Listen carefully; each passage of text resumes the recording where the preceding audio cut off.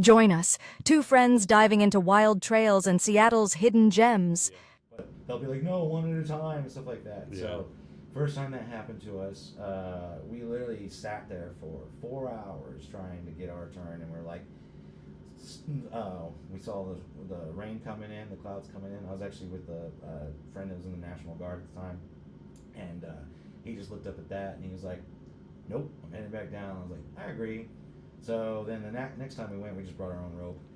It's just And this. the people were looking at us like, what? And there's a big, massive tree right next to the rope ladder. We just tied off. We brought cinders, and we were like, screw you. I learned how to belay when I was in Boy Scouts. Oh yeah. So he's active military, so he's got active Yeah. training on that. And everyone was looking at us like we were crazy. It was like, no, we got a roadblock here last time. This time we brought our own rope. Yeah, the nature is beautiful, right? There's so many things I always like. It's on like different. To go here to see this. Like there's so much like nice stuff here, right? Yeah, and there's actually the better trail than the Hope River Trail that nobody does is the Elbow River Trail. So the Elbow River Dam, they took that out to let the river and everything come back, bring fish back. But years ago, the road getting to the visitor center for it washed out. So it's not that it's closed. As a matter of fact, they keep the mule packs there because that's how they get the supplies to the rangers that are stationed out in the Olympics. So you get there, and there'll be the mule teams at the visitor center because it's an old farm and ranch. But you go along this Elbow River Trail, and it kind of made me mad because you come across this cabin that there was I can't remember his name, but he was a known big game hunter that kept the area safe. He would kill not all the cats, but the ones that were ornery and just keep it kind of safe. And you come across this cabin, and you realize like,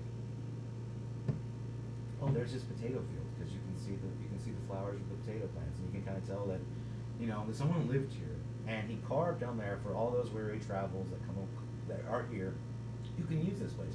But then the state of Washington has a little plaque saying you can't, like no overnight stays. I was like, he literally built it for this. And but you keep going, and there's a spot halfway through the Elbow River Trail called Elkhorn, Camp Elkhorn.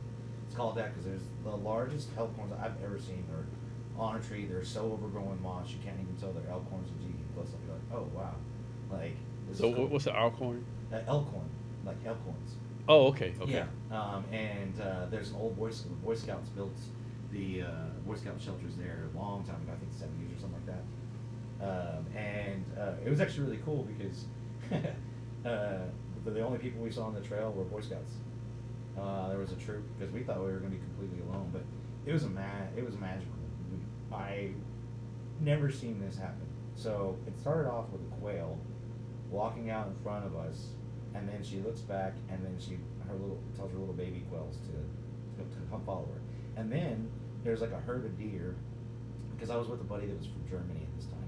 He came over and was like, hey, we're gonna go on an epic hike because I like to do about 20 miles a day at least. And yeah, deer coming up to us, like just straight coming up to us. It was really strange. Owls not reacting to us. We got to the dam, and there's all these birds, and he had this drone, and he wanted to take some photos. And so he's flying this drone, and out of nowhere, this hawk comes, and it's starts going after drones. So I was like, hey, bring your drone back. Don't hurt the bird. Don't hurt the hawk. So he lands the drone. Well, the hawk just lands on the handrail right next to us, and is like looking at us like, what are you? So all these animals, they're just no people go there. What's it at again? Elwha River Trail. Okay. So no people go there, so they're not scared of you. They're kind of curious. Some of them. We also a black bear. Like literally, he kept saying like, "I hope I see a bear." I was like, "I really don't want to see No, a bear." fuck that bullshit. Hell no. Straight up, and it was just kind of like we scared the bear, it scared us. We both like the bear and us went and jumped. And it scurried off. But there was also a cat. Like that was there was even a sign put up like, "Dangerous large cat."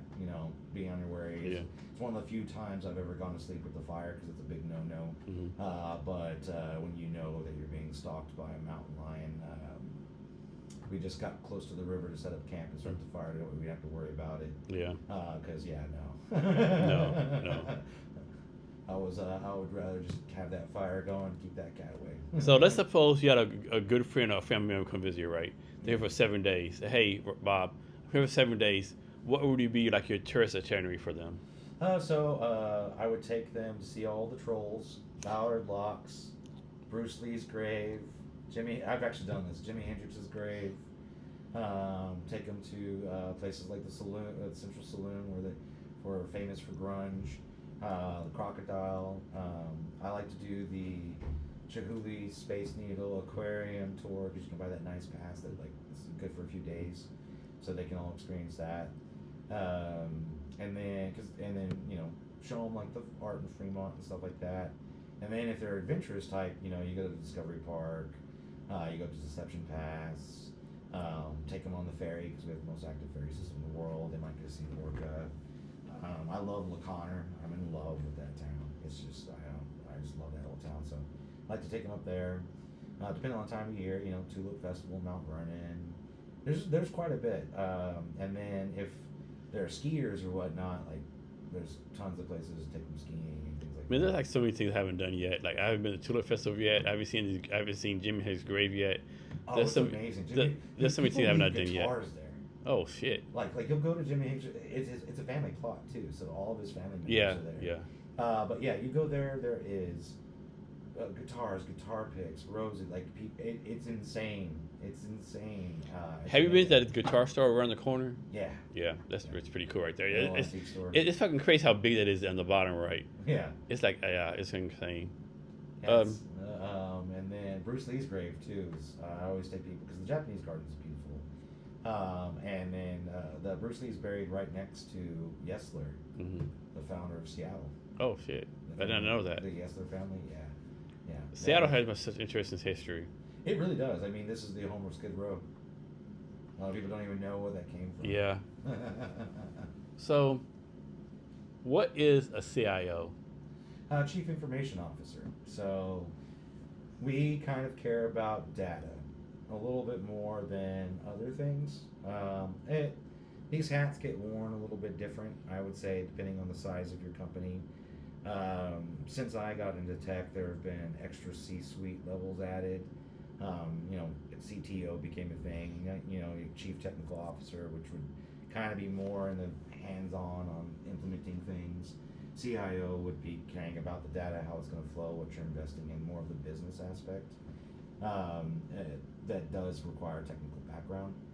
And then there's like CSO, Chief Security Officer, so if you're like, a large organization that's got compliance issues or requirements, PCI, which would be accountants, people that handle money, or maybe you're in medical. I was a HIPAA officer, so there's stuff like that. But what I do is make our data make us money, and then protect the business as far as ROI on what you spend. Right? It's got to make sense.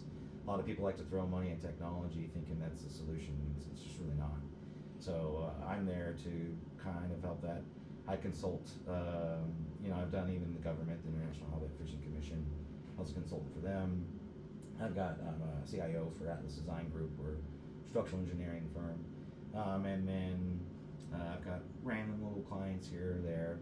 I like to help small businesses because they make the worst mistakes when it comes to investing in technology. And if they had access to someone like me, then I'll tell them, like, no, don't do that. So, what kind of background or degree or college or skills or whatever do you need to be like a CIO? So traditionally, most people have at least a master's. I don't.